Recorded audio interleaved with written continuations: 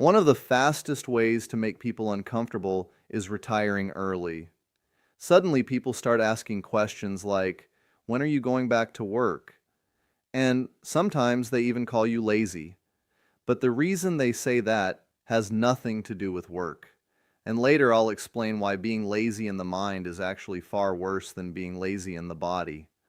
And once you understand why, you'll start to see work, time, and freedom very differently. First, let's talk about this idea of being lazy, because something interesting happens when someone steps outside the traditional path. If you retire early, quit your job, or stop chasing the normal career ladder, people start trying to correct you.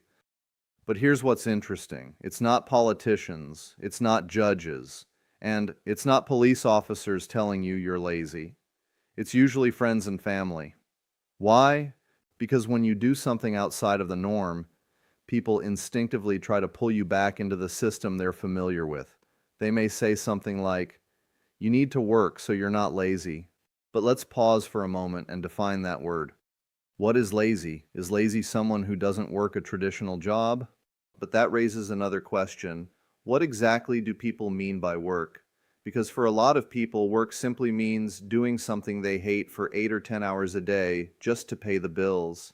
And if that's the definition, it's no wonder so many people are miserable. But back to lazy. Is lazy someone who doesn't work a traditional job, or is lazy someone who refuses to exercise their mind?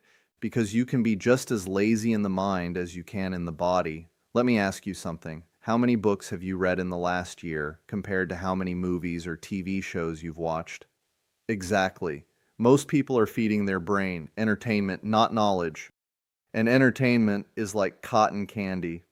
It tastes great in the moment, but try living on cotton candy for a week. You'll feel empty, sick, and completely drained.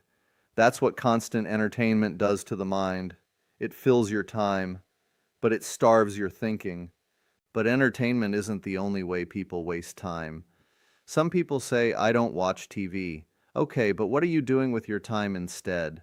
Scrolling on your phone for hours, playing video games all night, spending entire weekends doing things that may be fun in the moment, but never move your life forward. And listen, hobbies themselves aren't the problem. Fishing isn't the problem, hunting isn't the problem, and even video games aren't necessarily the problem. The real issue is when those things become your entire life while nothing else is improving.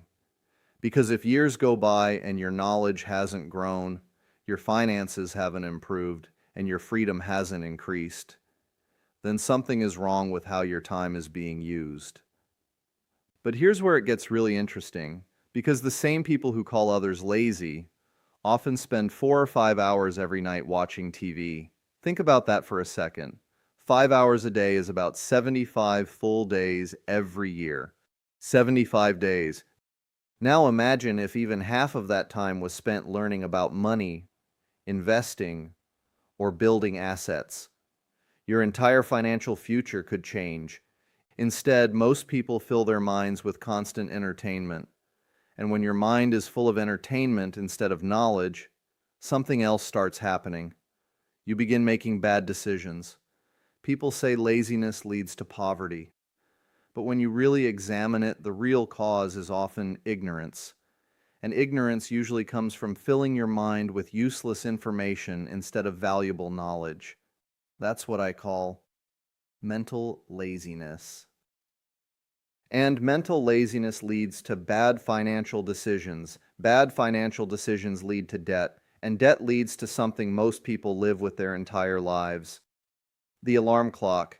Because when you owe everyone money, you don't control your time anymore. Your employer controls it, your bills control it, and the bank controls it. And once you see this, you can't unsee it. Because when someone says, when are you coming back to work? What they're often really asking is something very different. You've probably heard the phrase, misery loves company. And that's often what's happening. When are you coming back to work can sometimes mean, when are you coming back to be miserable with the rest of us? Yeah, no thanks. Because when I hear that question, what I really hear is, have you thought about giving up your freedom again? In other words, Have you thought about enslaving yourself again? Here's the thing. If I were doing this for the money, I'd already be back at work. But I'm not doing it for the dollars. I'm doing it for the freedom. Don't put the cart before the horse.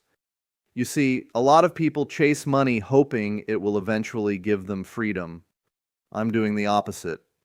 I'm structuring my life around freedom first, and that's a very different goal. Because here's something people rarely talk about. Learning how to be content is actually one of the biggest steps toward real wealth, because when people are happy with what they have, they won't chase bigger houses, newer cars, or things they don't actually need.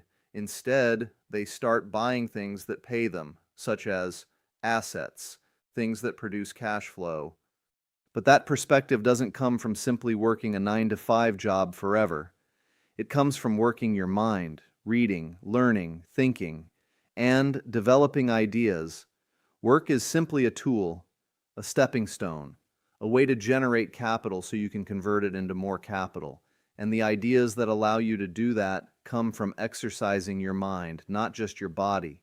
So if someone calls you lazy because you stepped away from the traditional path, just remember something important. There's a big difference between not working a job and not working on yourself.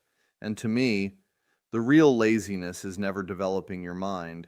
If you want financial freedom, start by investing in the one asset that controls everything else, your mind.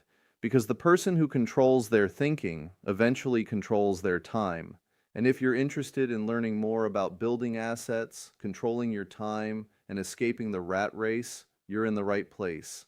Subscribe, hit that like button, and I'll see you in the next video. Thanks for watching.